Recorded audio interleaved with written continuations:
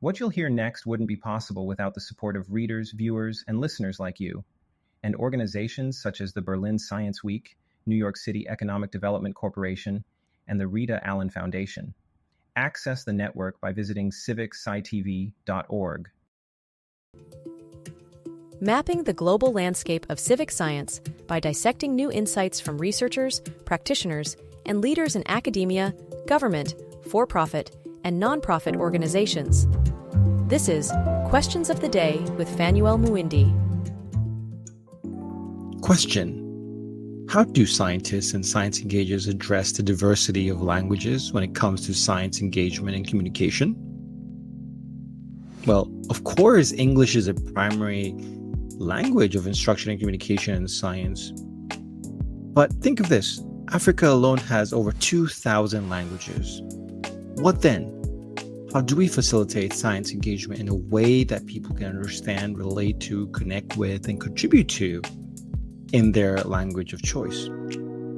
This is a topic we have briefly explored previously in talking with Paige Giroux and Rami Traurig about the usage of American Sign Language in science communication, and also with Rania Verk around what should be done given the lack of linguistic diversity in scientific publications. Well, in this special series on the Questions of the Day program, the founder of Under the Microscope and Civic TV's Africa Special Correspondent, Stephanie Okeyo, takes my seat and explores how different individuals and initiatives are using language to enhance science engagement in Africa. So you're in for a really nice treat. Stephanie takes a multifaceted approach to understanding this area by asking thought-provoking questions to various experts. These are scholars and practitioners working from different perspectives, including technology, education, research, edutainment, and linguistics.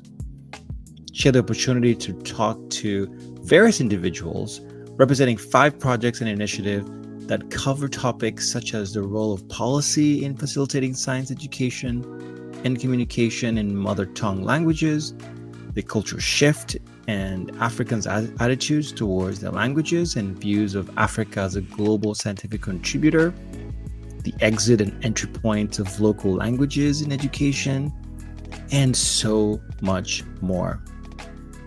Well, enough from me. As I said, you're in great hands in this special series. So here is Stephanie. Thank you so much, Michelle and Gwadabe, for joining us today. I'm going to let you introduce yourself and what you do before we dive deep into this topic today. Gwadabe? Yes, so my name is Tajuddeen, and I'm from Nigeria. So in the context of what we're discussing, I am a researcher in the natural language processing space with Masakani, and basically what we have been doing is creating language technologies for African languages by Africans. Thanks, Tajuddeen.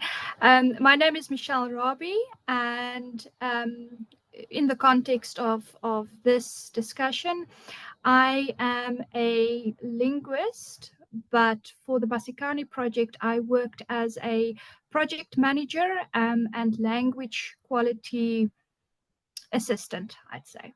Mm-hmm. And this is quite interesting with both of you, what you do. Tajuddeen, what does an NPL researcher do? So this is a natural processing language researcher. If you were to explain it to a layman, what does that really entail? Okay, so languages in general need to be on the internet. How we go about the technology that enables their presence on the internet, it requires kind of models that will be built. So the analogy I usually use to make it as simple as possible is what everybody knows about. So the ChatGPT you have, it's basically a language technology. The fact that when you go to Google and you search what's today's date, you have an answer directly. That's natural language processing. The fact that you translate with Google Translate, that's natural language processing. So any technology that is built using machine learning or artificial intelligence to enable language technology, language communication. It's basically NLP. So that's the natural language processing. It has the component where, like, this is a very old field. It started from linguists and moved to computational linguistics. And then computer scientists recently joined the train. And then what they bring along is kind of thinking of it from machine perspective, and then trying to build on what has already been built to make it a lot easier. And Michelle, for you as a linguistic, first of all, what got you into being a linguistic, and what do you think is the relevance, particularly of that phase with the evolving, how the world is evolving right now? Well, this is very interesting because I think I got into linguistics like most most people in Africa do, and that is by accident. I never even thought of studying linguistics. At university was simply too expensive for us, but I always had a love for reading and languages. And I saw this ad on in the newspaper saying, if you're good with languages and you have a driver's license and you are computer literate, then please apply for this job. At that stage, oh, and I also had to be a non-smoker. At that stage, the only two things that only two conditions I met was I was not a smoker and I was good in languages. And my CV was the only CV submitted without any spelling mistakes. And that is actually how I got the job. And I didn't start out as a linguist. I started out as a project manager with language projects, basically assessing the requirements and the risk of the text to be translated, and then finding the best possible people for that text, and basically making sure that the client's instructions are met. And within your work, you also do pharmaceutical translation. So how does that look like, or what does that really entail? That's very interesting because I only fairly recently started doing translations. I think my main role has always been as a project manager and quality assurance officer, if I can say it like that. And what's very interesting is in South Africa, we now have 12 official languages, but most of the pharmaceutical material is issued in English only or in Afrikaans. So I specialize in patient-facing clinical trial material. And as you can imagine, it's informed consent forms of 30 pages or more. That's one informed consent form. Usually for a study, there's about a set of between 5 and 7 informed consent forms. People who participate in a study are usually not healthy. They don't feel well. They're overwhelmed. We have we are a country of great inequality. Unfortunately, it is your poorer populations that participate in these studies, and so literacy is also not very great. The one good thing is that the law basically says in South Africa, a person participating in a study must have the study materials in his or her mother tongue language that they're comfortable in. Now, you can imagine the biggest challenge is to get that load of information in a way that a patient, a person can understand. And then we found that the biggest problem is not with the language as such. I mean, of course, you have challenges with the language as well. So that, for instance, we don't have all the terminology that English have. You have different cultural approaches. Something that is a purely biological term in English would be a complete taboo term in any of our African or local languages. So that's things that you have to deal with. And then, of course, I think your biggest challenge is the client sitting overseas, not understanding our environment, our cultures, our challenges, our languages, and then trying to put our beautiful languages, which are still developing through very rigorous quality control processes that have been developed for mature languages, not for non-standardized low resource languages. And then they take this quality stick and they beat the beauty and the meaning and the sense out of our languages. Was that your question? Did I answer it? Yes, you went in deep, and you also gave in the aspect of cultural differences in diversity and the complexities. And also talking of culture, I'm going to dive in, and I'm curious to know how the Decolonise science started. And just to read that quote when we get into the project page, which was very interesting. This was said by Professor Kwesi Pra, that without literacy in the languages of the masses, science and technology cannot be culturally owned by Africans. Africans will remain more consumers, incapable of creating competitive goods, services, and value additions in this era of globalization. So, Tajuddeen, and I'm interested to have an idea of how did you even guys come and or think of, okay, how did the Decolonise Science project start? Because the how is always very interesting, because it gives us the why. So I think it has to do with the whole Masakani community. So when Masakani started, I think around 2019, the challenge was that when you go from research perspective, you don't have anything African-based. Most of the database, most of the models and technologies developed were Western. And then at that point, those that started Masakani realized that if we don't do this for ourselves, nobody is going to do it for us. So that was the beginning. And then a couple of individuals came together and started promoting the whole idea of Masakani. And they started thinking of how to make sure that people contribute.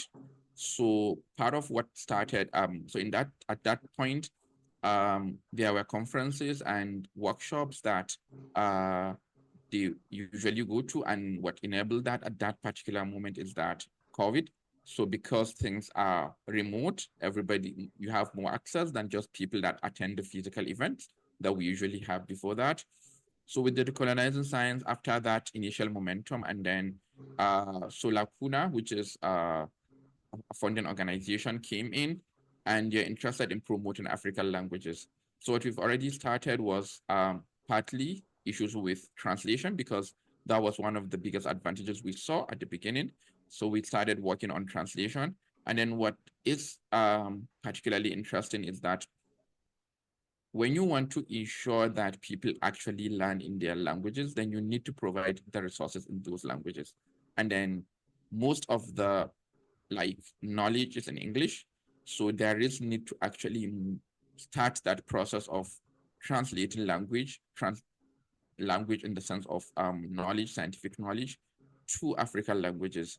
So that was the beginning of the project. And then to ensure representation, if you read the page, you'll see that we worked with 6 languages, and mostly two are in West Africa, 2 are in East Africa, 2 are in South Africa, to ensure representation. And it's mostly based on, I think, number of speakers. So we started that way, and availability of resource. So when we started, it was the funding came in, but then there was the issue of getting the translators, getting the right people to work. And that was also something that was a bit of challenge, because we kind of started, the initial project idea was that you take a whole scientific paper and translate that to one of the 6 African languages. We tried that. We went through the process of actually doing that, and we realized that I think, if I remember correctly, so if it takes a typical translator 1 hour to translate a normal document of the same length with a scientific paper, it takes about a day to translate 1 scientific paper. So that was a lot more difficult. So for the process, just trying to go through what we did, then we worked with scientific communicators, actually simplify the English into something that it's easier to translate, but then we created glossaries and then terminologies that can be used in the future. So that's what we have. And Michelle, somebody working within the translation, what were the complexities and the also opportunities that were rising in terms of, because Tajuddeen is talking about, you first go ahead and we're like, okay, we're going to translate this paper. And then you realize it's not as simple as we thought. You first of all have to simplify the information itself, now get into the translation. And then you realize, oh, we are having to create some terminology, the other terminologies. So from a linguistic lens, what did you see as the challenges and the opportunities that presented themselves? So I think, and even now, okay, let me start by saying at that time, I used to work for a wonderful company, a wonderful small little agency in Cape Town, which has in the meantime been bought over by a much bigger agency. But being in that environment allowed us a lot of flexibility on how to approach this project. And of course, working with people like Tajuddeen and his team, who are all geared towards teamwork and finding a common solution and everyone contributing. There wasn't a lot of challenges. I think the only challenge basically was getting everything done in a fairly short space of time, although there weren't a lot of time pressure on us, but we still had certain deliverables. And one of the things that came out was, because we don't have all the scientific terminology and we don't want to dilute the languages by simply transliterating, we followed a two-pronged approach. The first one was basically to plain language the abstracts and to also create glossaries. So terminology development, terminology is basically the building blocks of any language. And without the terminology, we simply couldn't get this project going. So the first thing, of course, is you sit with this highly complex scientific paper on the one hand, and on the other hand, you have a language that really struggles, or you have 6 languages that really struggle to accommodate this complex material because of the lack of terminology. And we don't have the dictionaries. We don't. Some of the languages have either no orthography or more than one orthography, which is less than ideal. But what we found then is, and again, like Tajuddeen said, and that happened from their perspective. From our perspective, we said, okay, so we don't have the terminology. We can't wait for governments to develop the terminology or institutions to develop this terminology. We have to basically do this on the fly. And we developed, and terminology cannot be developed in isolation. So with the help of Tajuddeen and his team, we basically took the abstracts and we prepared them for the translations, for the translators, and then I think it was Science Link, they rewrote the abstracts in plain English. So now, and then we had the translators translate the plain language versions first with the abstract second. So all in one go, but the instruction was do the plain language version first so that you can understand the complexity of the abstract.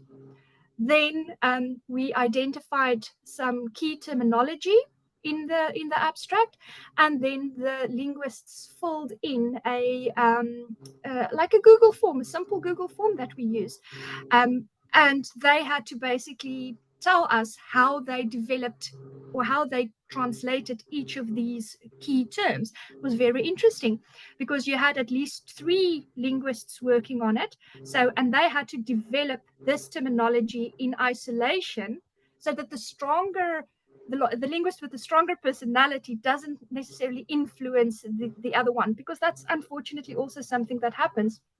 And then after they had logged the different translations for their terminology, they also told us how they got to it. It was either, well, we tried to discourage them from using transliteration, but it could be borrowing from another language, borrowing from another field, finding it in some sort of, hidden dictionary. And after we gathered the different terms from the different linguists, then we consolidated them, then we opened it up and we said, okay, so we have, and sometimes it's funny how it worked, but sometimes the three linguists would come up with the exact same term. So then we knew, okay, there wasn't a problem, it was easy. Your problem came in, or your challenge came in, when it was three different linguists, three different terms. And then you had to get them together and you had them discuss on what the best one would be. And it was never adversarial. It was always in the spirit of teamwork and contributing. And this one project, made such a big impression on me that I still use it as the perfect way of commercial companies contributing to language development for non-resource non-standardized low resource languages, where in the workflow they added a budget for project or for terminology development for this specific project. Where else have you seen anything like it? It just makes me very happy. And Michelle, you're bringing in two important aspects, whereby we see now when people publish papers, you need also in some a layman summary, so that there is that version, what you're talking about, whereby you had to simplify, give a simple version of the abstract itself. And I think the publishing space is also changing in terms of who or also are our target audience. It's not only sometimes the scientific community, and also the aspect of transdisciplinary, whereby you see commercial, and this is a question on to Tajuddeen. How interdisciplinary was this team supposed to be, especially for this project? So the team include, so we have linguists that are responsible for the translation. So we have in those 6 languages, and then we have SciCommTVAfrica that it's also supporting with the translation management. So kind of this, and then we have Science Link, which different organization that is supporting with the layman summaries. And then we have Africa Archive that is supporting with an avenue where we can keep the papers and how best to communicate out. And then also so we had to go through the process of selecting papers, and we relied on papers that are in the open access. So we worked with Africa Archive to get access to papers that are of African origin and probably on one of those African open access spaces, so that for translation. Then we have Masakani, that have the natural language machine learning expertise. So that's like the composition of the team. And speaking of machine learning, what do you think is the role in terms of technology in facilitating this space of having science information or science news or science facilitating science education in different languages? So in terms of machine learning, it's basically the availability of data. So the more data you have, the better the quality of translation.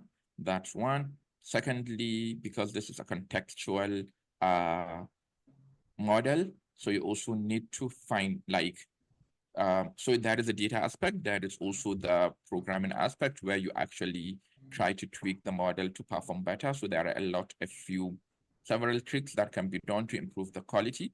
Then there is the part I think it's usually neglected, adaptation. So when you need to have feedback from actual users, so you can have that feedback can be used to improve on existing models. And then when you have a model or you have a program that can translate from English to African languages, but then you don't have people that actually use it. So it's as good as not there. And one thing that I've seen with most people in research are not good with that external communication, and it's really difficult to make sure that your information is disseminated. What people in research are more familiar and more comfortable with is presenting papers at conferences. And it's quite interesting also you bring in that, and it's the aspect of science communication, public science engagement. As people who worked on this project, what is your hope, or what do you hope that with the work you've done, how do you foresee it being used, and also giving a blueprint for other projects? And what do you really hope for that came out of this project? So the first thing is basically, how can we have more data in order then build models that we can start from somewhere. Basically, we have nothing, and then we are trying to build something. It's not going to be perfect, but it's a starting point. So when you have that starting point, then others can build upon that. And basically, in order to build, there are several ways. One is to increase the amount of data you have. Two is to leverage other techniques within the machine learning field to actually build better models. And three is a combination of several things. So for example, it might not be data directly, it might not be tweaking the model directly, it might be thinking of other models or other, if you have a lot of normal data in, say, Swahili, and then you use the existing one you have for this decolonizing science, you can actually build a better model than just using the decolonizing science data. So kind of leveraging other available data or other available models can actually help improve that. So that's the aspect of the model. We would also like to see translators use some of the terminologies that are created. So like making those terminology openly available, that if a translator is working with a scientific field, can just check as a dictionary or something that this is the English word, do have the translation of the word, and then the person can use for the language that the person is working on. Or if it's not available, kind of adding it in the dictionary, and then others can review, and if they agree, then you have more terminologies that are created. Kind of that's some of the vision of the project. And Michelle, on your end, what was your hope in terms of getting into the project and also beyond the project for this? I think language development through terminology development. If I can get companies, when they budget for translation, to in the workflow build in a terminology development stage, I would be happy.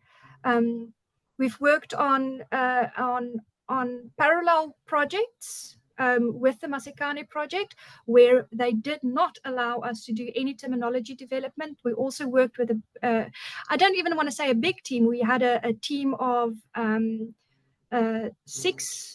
It was 3 translators. So 2 translators and a reviewer. And that project was not successful at all because we didn't have this terminology development phase built in. So if we can do that, if we can use the Masekane project as an example of how projects must be run in non-standardized, low-resource languages, that I would be happy with that. Mm-hmm. And as we end this very insightful session, I would like, from one sentence, just from both of you, so somebody who's trying to figure out their space, be it either using books, using outreach programs within the language space, what would be your biggest advice as somebody or as people who've worked also in this space? What advice or tip would you give them in one sentence? Well, I would say, first of all, speak your language, read your language, and ask for information in your language. Yeah. It's everyday activity. absolutely, in all spheres of life. I think it's value, like if you don't value what you have, it's really difficult for anybody to value it. So we should start from really trying to be mindful of our languages and promote them. Thank you so much, Michelle and Tajuddeen, and for giving your experiences and also takeaways as individuals and also working within this project. We hope to have you again in another session.